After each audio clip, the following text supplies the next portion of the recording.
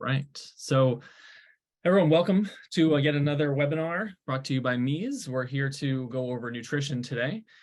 Nutrition is a really valuable feature in the premium tier of the product. It can give you allergen tags in your recipes, as well as all your macros and estimated calorie counts, as well as printable labels. Those are really, really handy feature depending on what kind of business you're running.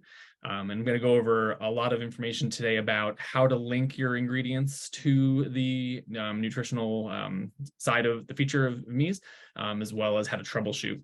So we're going to go into quite a bit of depth there. Feel free to put questions in the chat as they come up, and I'll get to them as I speak or at the end. All right. I'm going to share my screen. Could I ask for a couple volunteers just to give me a thumbs up in the chat that you can see my screen? Nobody can see my screen? All right, thanks, John. All right, so a couple things to start off with. One, like I said, meez is this is on the premium tier of nutrition. So if you're not on that tier, you may not see this tab here, the nutritional tab. Just keep that in mind. And another really important note, everything I go over today is just the nutritional feature within our program, but it's really important to note that this text right up here that states that this is based on the information that you're putting in. In order to get an FDA compliant label, you do need to get certified by a nutritional expert. So just keep that in mind as I'm going through this. If this is something that is crucial to your business in terms of getting a label that is FDA compliant, you will want to consult with a nutritional expert, registered dietitian, someone of that nature. There's a little link right here, by the way, to bring you to a page where we have two of our consultants that we've worked with, and then you can kind of reach out and book times with them as you like.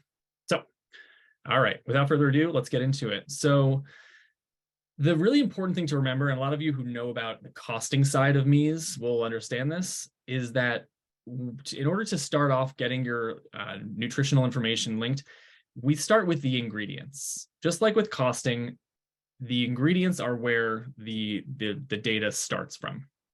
So if I were to click on any of these ingredients, for instance, pork belly, brings me to the ingredient page. This is where it's actually linked to the USDA database. So you can see there's actually a little label right here. There would be allergens. If I clicked on another one that is not linked, like tamari, it'll look like this. So you can see that if you're trying to get a nutritional label that uses tamari, it's not going to be working right now because it's not linked to the database. It will, however, have allergen tags because allergens are just part of our meez database. There's no need to link to it. It's just they're inherent in the usage of these ingredients. So nothing to worry about there.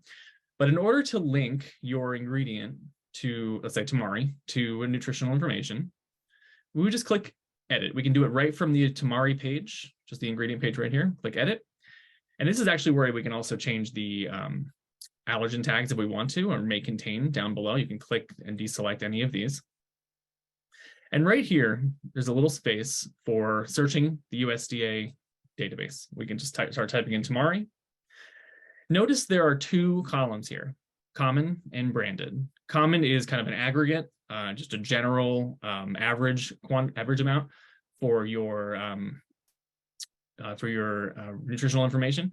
Branded is if you need something that is specific to a certain brand you're buying in. You have this very specific brand and you are bringing it in and you want to get that exact one. Just keep in mind that the branded sometimes brings in, the search function may need to be like tinkered with a little bit. So if you see tamari and you notice that it's saying tamarind a bunch, try typing in tamari soy and see if that helps you get a little more specific. You can also type in the specific brand names too. That generally has some good success too. But in general, the common list will be plenty for you. So just type in tamari and click right there, tamari, boom. And now we're linked, which means that wherever we use tamari, whatever recipe it's on, we're going to get this nutritional information. So that's the first step, is always just linking your ingredients. Like I said, you can do that from the ingredient page tamari, or I'm going to get rid of this, hit done. You can actually go to a recipe too. So this is my hummus recipe. I have a little bit of tamari in there. I click edit on the recipe And again, I'm on the nutrition tab here, and you can see all these little pencil marks, just like you would see with the costing. All these little pencil marks show up, and you can see right there that you can click right there, boom. And then the equivalent USDA database ingredient right there. Same thing, tamari, boom. Click update. And now it's going to be linked. And you can see the way you know it's linked is this column here, USDA ingredient. It says tamari right there. So that's how you'd know. You'll notice that there are quite a few things that are missing right here. We're going to get to the reason why there's missing data and all the things you have to do to actually generate the nutrition label. But the first step, again, is to put in to link to the USDA database. A couple of small features to note, if I go back to the pork belly, what's really interesting here is that if I click, actually, let's go to the recipe with the pork belly. There we go. This is a recipe for my marinated pork belly. You'll see I have a generated label. Notice at the bottom here, ingredients, pork belly, gochujang, etc. These ingredients are actually being taken up from the way you've linked it. What does that mean? So if I click on edit and I click on pork belly, the little edit button, what you chose here says pork belly. That is the text that's going to be on that label. If you wanted this to say, let's say, organic pork belly, free range pork belly, locally sourced pork belly. If you want that on your label, there's a field right here that says display name. So just type in locally sourced pork belly like that. That will override the equivalent USDA database ingredient right there. Click update, and you'll see now the ingredient list says locally sourced pork belly. So just in case you want to be able to play with that, you can using that display name feature. All right. So, and the last small little bit to note is that if I have packaging, let's say, in my recipe, a lot of people do that so they can get costing for every recipe they have they have packaging for.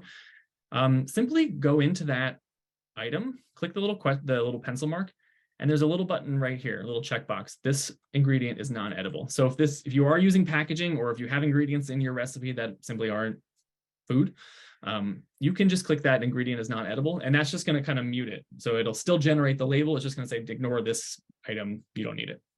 So keep that in mind too. Okay. So that's linking the nutritional information to your ingredients.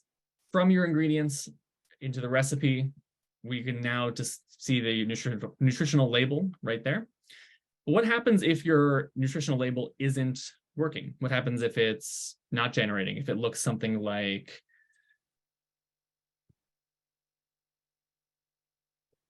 let's see if that works.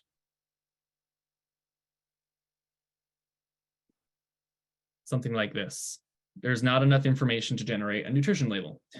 So we're going to spend a little bit of time talking about how to troubleshoot this. And there's a really helpful icon right here. Little eye right there. It has a lot of information, but we're going to go through a little bit of this because this is the kind of stuff that's really going to help you get these labels working. The first one we talked about is it needs to be linked to the nutritional data, right? That makes sense. All the ingredients and then sub recipes as well. Those ingredients also need to get linked. The recipe must have a total yield. Very, very important. If you don't have a yield up here, we don't know how to take that information and apply a nutritional label to it. So you have to have a total yield up here. And it's really important to have a gram or a weight associated with your yield in order to generate a nutrition label, because nutrition labels are based on gram weight. So keep that in mind as well. If your yield is in servings or it's in volume, you need to use this equivalency tab here, U of M equivalency. We've gone over this in a number of other webinars. There's a lot of information on our help center about this, but the equivalency tab is basically the way of telling these what the weight to volume to portion size is for any recipe. So just enter that information in if you're using a yield of servings or volume, and just give us that weight. What is the weight of that quart? What is the weight of those portions? All right. What else needs to happen in order to generate this label? You must have a serving size for your nutrition label. This part is probably one of the most common problems. The serving size is missing. You need to enter this in, and it needs to be in relation to the yield. meaning if you're 1800, if you have, it needs to be in weight essentially. So you have an 1800 gram yield. What is the serving size? Let's call it 20 grams. And that's going to generate those quantities right over here. If you got rid of that, you'll see that it's just broken. Doesn't know what to do, doesn't know what you mean, 20 what. So make sure you have that serving size in there. That's one of the most common reasons why we don't see a label generating. All right, going back to our little icon there. If the total yield and the serving size are different units of measure, ensure that the unit of measure equivalency is set. That's what I was talking about before. Total yield is in grams. If you were to say, well, it's just one serving. Okay, well, what does that mean? In order to tell me what that means, you need that equivalency set right here. If it wasn't set, then it wouldn't go through. All right. Let's go back. Let's get rid of that again to generate that help icon. The rest of these are fairly straightforward. They can't generate a label because the ingredients or the sub-recipes are not set as non-edible, or they need to have generated nutrition labels for, or meaning that you need to link all those ingredients, all those sub-recipes to the nutritional database in order for it to properly calculate. It's not going to calculate until everything is present. If that makes sense. You're going to want to do every single ingredient and every single sub-recipe. So it's a really good idea to kind of start from your sub-recipes and get those settled first, because eventually you're going to need to do them anyway. So I like starting from the bottom and kind of working my way up. All right. And then finally, ingredients at the very bottom there, ingredients or sub-recipes that contain undefined ingredients. An undefined ingredient means that when you click done, you'll see a little red icon there. And it just means that you need to click that ingredient and define it. Tell us whether it's whether it's a sub-recipe or whether it's an ingredient, or create that sub-recipe or create that ingredient. If you notice any time you're at your home screen and you click on a filter, under needing attention, one of these items would be, if you have them, contains undefined ingredients, and you can seek those out using this filter under needing attention. All right.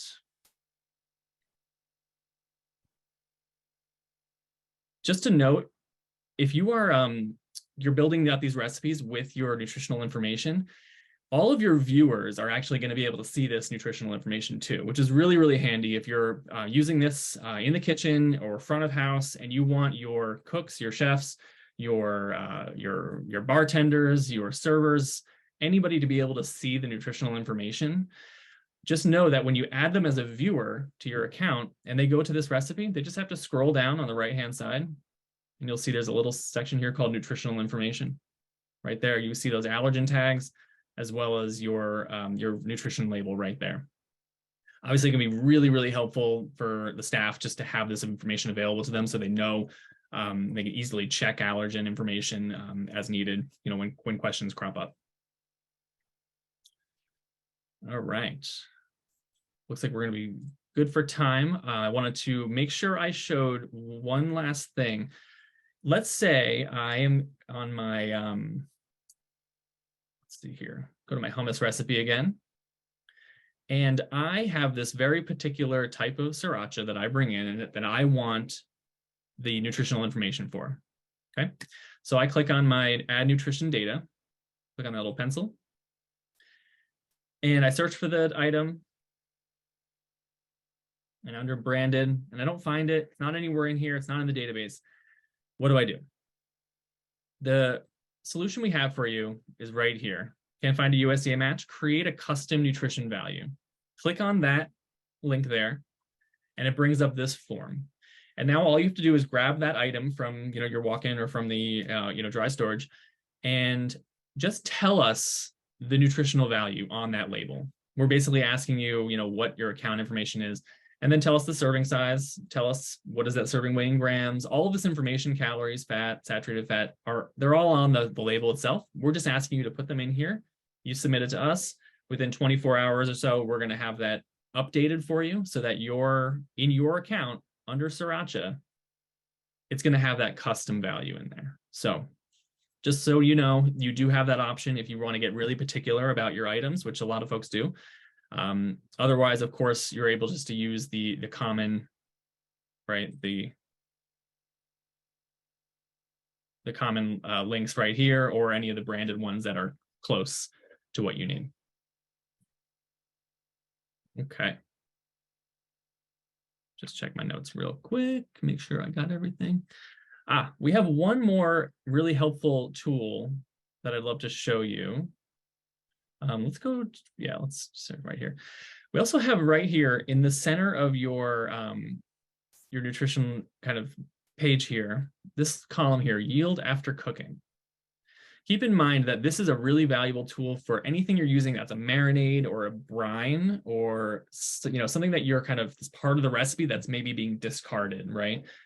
You don't want to use the whole pickle brine that's in your recipe in your parent recipe that calls for those pickles. That would make it astronomically salty and all kinds of stuff.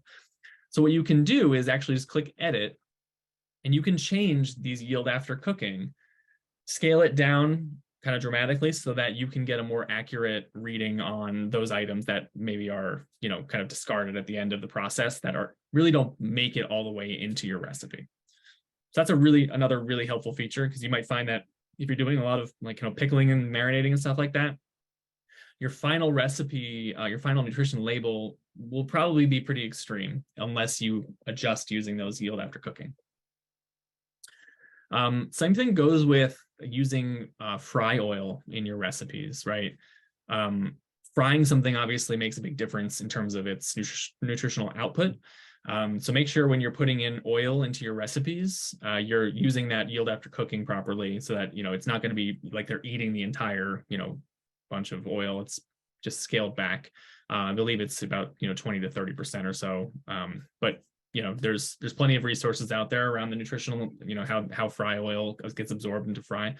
So just keep that in mind. All that stuff is really worth checking into if you're really trying to get these labels as accurate as possible.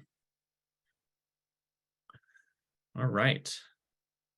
As I mentioned before, we do have some nutritional kind of experts that we consult with that you can find on your nutrition tab here. If you click on this here, right there.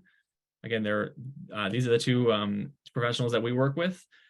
We can also, if you ever need kind of help, we also do provide nutrition audits on our end, just to go through your account and kind of pinpoint, issues like your serving sizes are off, or your equivalencies are off, or whatever they might be. We can do that as well if you're kind of unsure about all of your labels and you need a little bit of help. We do have that as part of our services team, just like we do with costing, as well as recipe uploads. So keep that in mind as well. And that's, more or less it. I'd love to open it up for any questions we have. We have about 10 minutes till the half hour, so happy to take any questions anyone's had along the way. And just put those in the chat, or you can unmute yourself and kind of ask. If there's not too many people, that should work fine.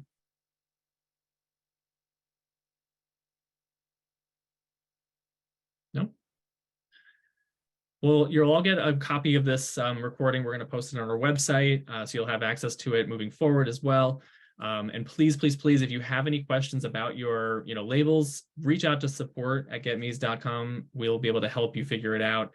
One-offs like that, more than happy to help with. If you need, again, a full kind of account-wide audit or help with that, we're happy to do that as well. It's definitely part of our services team and the work they do. So definitely reach out if you have any questions. Again, last chance, any questions right now that anyone wants me to jump into?